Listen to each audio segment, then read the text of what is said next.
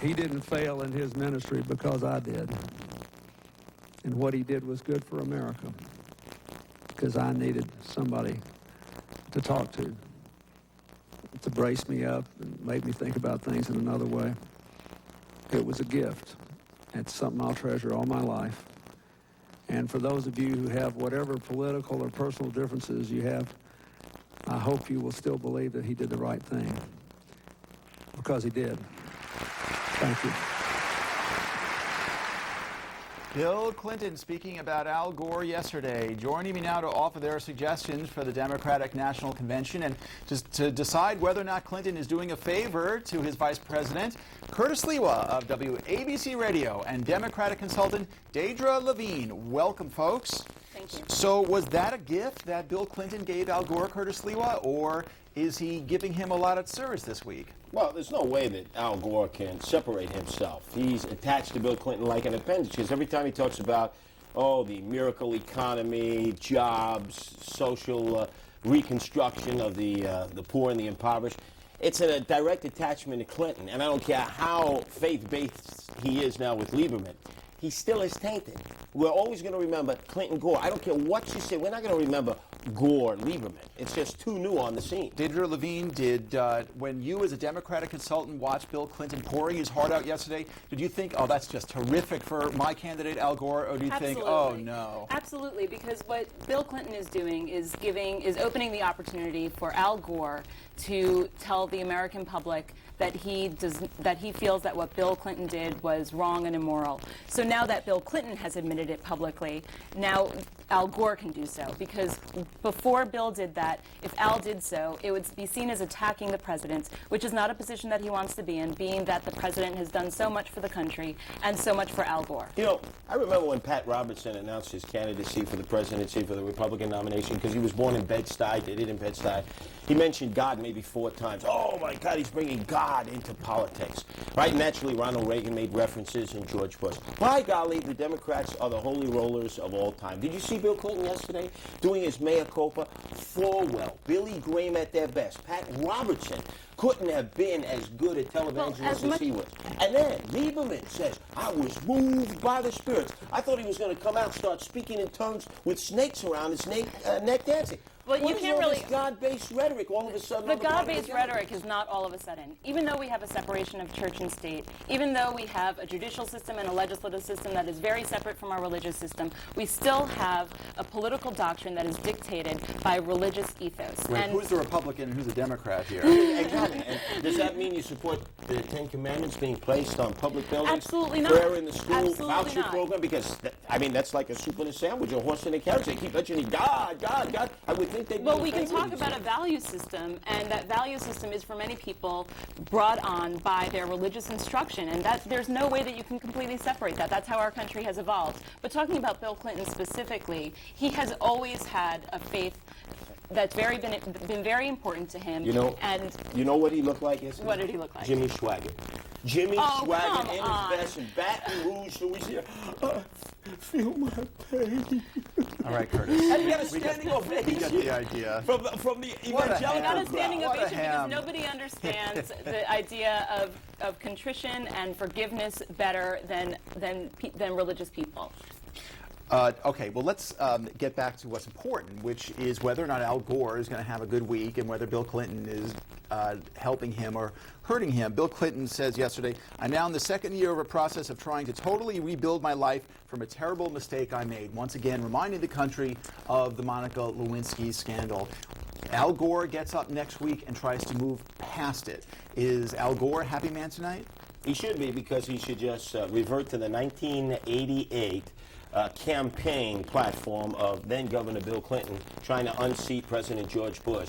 It's the economy, stupid. 92, I think. 92, my mistake, I'm sorry. But in 92, right here at Madison Square Garden, he started, it's the economy, stupid. And in fact, when people sit back after all of this rhetoric and this pre-programming control by both parties of their conventions, it's really going to probably amount to how many coins are jingling around in your pocket as to who ultimately they may vote for. Now, today, George W. Bush challenged Al Gore to condemn Bill Clinton's behavior in the Monica Lewinsky episode. Didn't Clinton, I guess, open the door to George W. Bush to do that? Given my analysis, it's like George Bush was walking right into the trap. It's a trap for George W. Bush. Tell me why? Well, because now that the groundwork has been laid, the opportunity is there for Al Gore to do so without it making Al Gore look like he's trying to separate himself from a presidency that's brought him and the country a great amount. All right. So, fine, George Bush, challenge Al Gore to do that. Al Gore is up to the task. Nobody's going to be able to claim the moral high ground more so than Al Gore and Joe Lieberman. It's a fantastic ticket. They have a very strong relationship, and I don't know what George Bush is trying to prove. You're right. I forgot. I mean, Al Gore, he does fundraising not at the Playboy Mansion of Hefner. He does it in Buddhist temples, thinking he's at community events when really he's cherry-picking unknowing nuns and priests. If you want to talk about fundraising scandals, let's talk about the fact that George Bush has decided to opt out of the limits so that he can raise as much oil money as he wants, so that he can ruin the energy and the economy of this country, aligning us with countries that have absolutely no basic and democratic relationships. I didn't know the Republicans alone were accepting soft money, because it seems to me... it's not just about soft money. He's accepting political contributions for his presidential campaign that that are completely outside of the scope of the campaign contribution. If you were honest, right? Healthcare is a defining issue in this campaign. Absolutely. Who's in the back pocket of the insurance companies of America? Who has been paid more money in lobbying fees by the insurance companies of America than Joe Lieberman himself? But who's been willing to stand up to them in the Senate as well? PAC contributions are not a matter of bribery. Why would insurance companies make him the #1 acceptor of their donations, and then you're going to say that Joe Lieberman accepting because hundreds he's been of thousands active of dollars, on their issues? Oh yeah, active on their behalf. No, because on they their wined issues. and dined and pocket-lined him on this issue. You know that. They don't just give money because I know he's a that nice because guy. I've worked in political fundraising for 8 years, and I know that it's not a matter of bribery; it's a matter of relationship. Now tonight, folks, after you settle back in your living room, have a glass of wine or something, you turn on the Jay Leno show and see none other than Hillary Clinton speaking there. Once again, America gets to focus its attention not on Al Gore or even on Joe Lieberman, but on one of the Clintons. Is it good for her, and is it good for Al Gore? Well, it's good for her if she can do what she did to Letterman when she bamboozled them and basically controlled the dictation of the show. Now, if Jay Leno is going to be a real schlub and let her literally walk all over him and dictate the tone of the show, well, then shame on Jay Leno. But let's hope he's got more onions than Letterman had on that occasion when he was begging, beseeching, really schlepping over everyone in order to get Hillary Rodham Clinton, and sold his soul to the Clinton camp in order to get her. But let's be clear about one thing. The Jay Leno show is not really set up to be a hard-hitting show of journalism. I mean, this is a fun show that people watch late at night, and he's not going to try and get to the heart of all the difficult issues. Because if it was a hard-hitting cross-examination, we'd see Howard Wolfson there instead of Hillary Rodham Clinton. We see more of Howard than we ever see of Hillary. Her press spokesman. Okay, why don't we take a break? It's a lot of fun. We will have a lot more with my guests in a moment. Later, we'll bring together our Friday Reporters Roundtable. We will talk about Al Gore's big week and a lot more. Stay with us.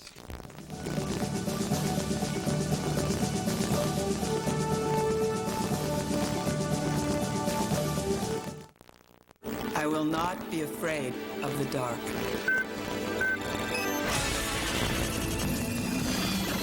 I will not feel guilty leaving my dog alone. I will feel better about my dad living by himself. I will know my children are safe. I will go on vacation and finally be able to relax. ADT's advanced technology and skilled professionals help more people feel safe in more ways than any other security company. Call now and get ADT's sophisticated burglary system installed for as little as $149. You could also save up to 20% off your basic homeowner's insurance. I will live my life. My life. My life. On my turn! Call now and get the ADT burglary system installed from $149, plus up to 20% off homeowner's insurance. Get the power of ADT. Discover the difference on Home Matters. Host Susan Powell makes it easy to discover the tricks of the trade. Discover what's hot and what's not and the ease of doing it yourself. Susan reveals the secrets to better health, better living, a better home, and a better you. Discover the simplicity, the flavor, and the fun on Home Matters. Weekdays at 10 and 1 Eastern and Pacific, only on the Discovery Channel. Explore your world. Home Matters is brought to you locally by IKEA.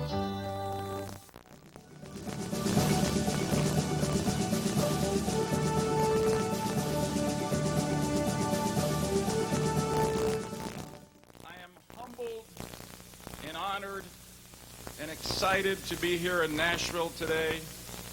I am proud to stand by your side and ready to use every ounce of strength and capacity that the good Lord has given me to make you the next great president of the United States.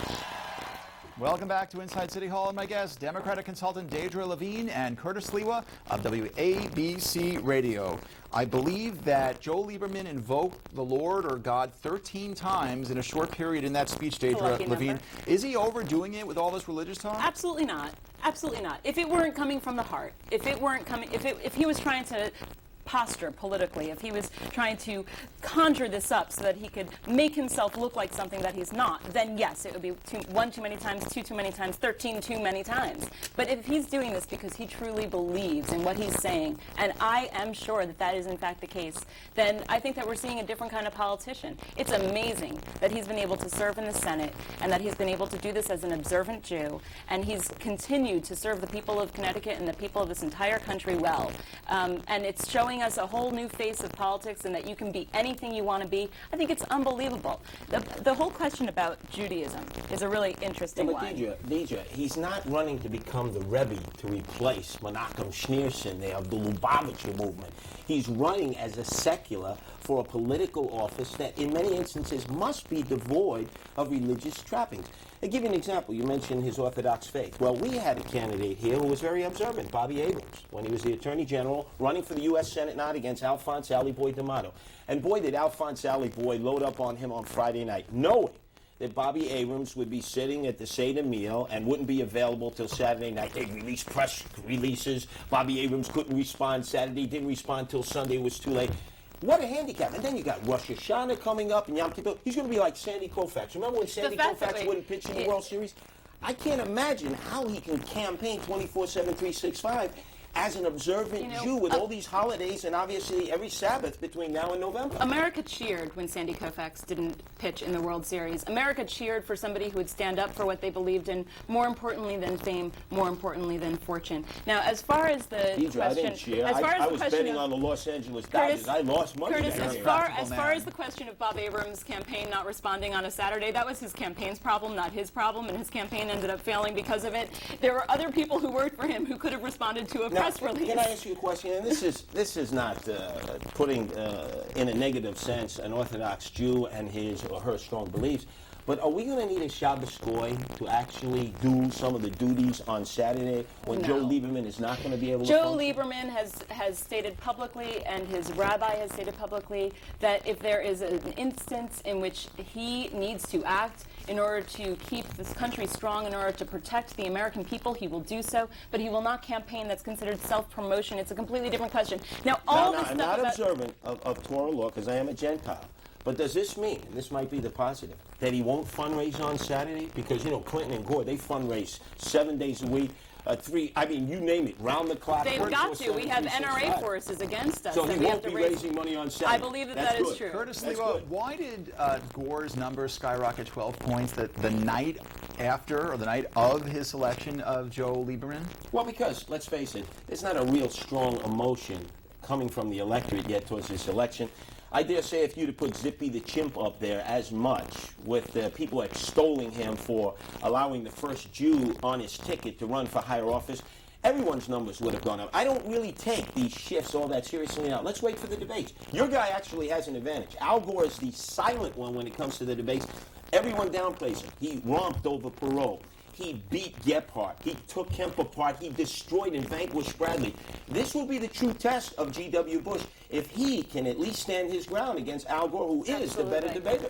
Now, I think that this question of Judaism is an interesting one because I think that after all is said and done in the next week or so, what we're going to see is that all of the news reports about this are going to die down. I mean, in politics, as soon as you cross the Rubicon, everybody always wonders what the fuss was all about. And I think we're going to end up seeing Joe Lieberman as a candidate and as a man. I've been through the Deep South. And down there, remember, Jerry Falwell 2 years ago said, hey, the Antichrist is alive and well, and he's a Jew. I mean, imagine a guy like this, a televangelist, making a statement like this, feeding into ancient, traditional anti-Semitism.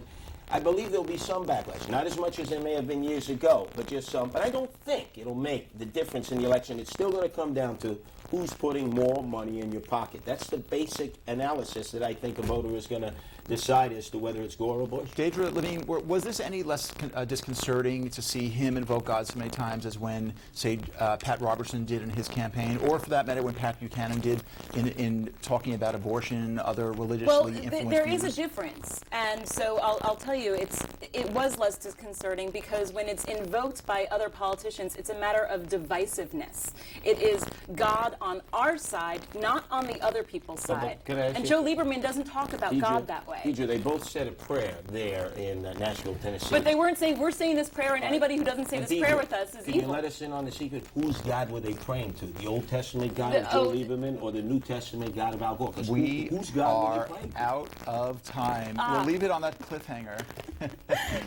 David, quick answer. Well, I think that they're praying to the God that they both believe in. Okay, time for a break. Time for a break.